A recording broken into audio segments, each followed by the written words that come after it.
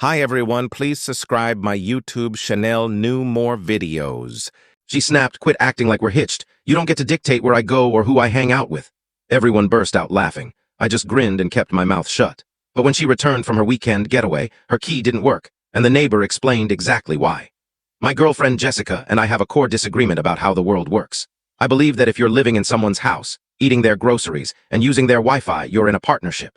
Jessica, on the other hand, sees herself as a radiant star, with me as some tiny, irrelevant moon orbiting her glow.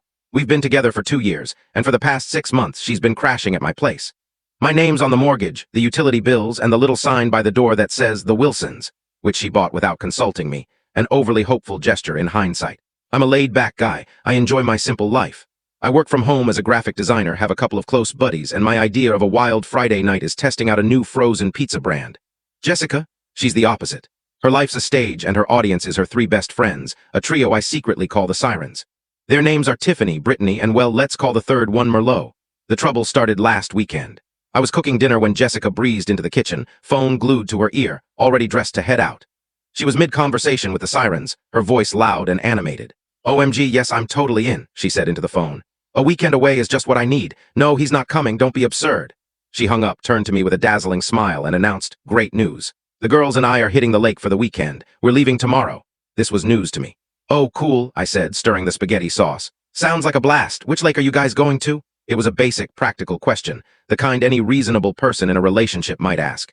But Jessica looked at me like I just asked her to solve a calculus problem in Latin. She let out a sharp, mocking laugh and turned to Tiffany, who just walked in. "Can you believe this guy?" she said, rolling her eyes. "What? He thinks he gets to know where I'm going." Tiffany smirked, eyeing me like I was a thrift store lamp she was about to toss. Jessica spun back to me, hands on her hips, and dropped a line that would reverberate through my near future. "Quit acting like we're hitched. You don't get to dictate where I go or who I hang out with." The Sirens, now all gathered in my kitchen, erupted in laughter. It was a chorus of mockery. They genuinely thought this was comedy gold. A guy in his own home, being told he has no right to ask a simple question about his live-in girlfriend's plans. Hilarious. I stood there gripping a wooden spoon as sauce dripped onto the floor. I didn't get angry. I didn't argue.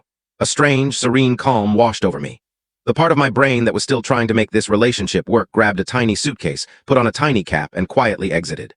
I looked at her smug, grinning face and flashed a wide, vacant smile. "You know what?" I said, my voice dripping with cheerful agreement. "You're absolutely right, my bad." They all laughed again, thinking I was just caving.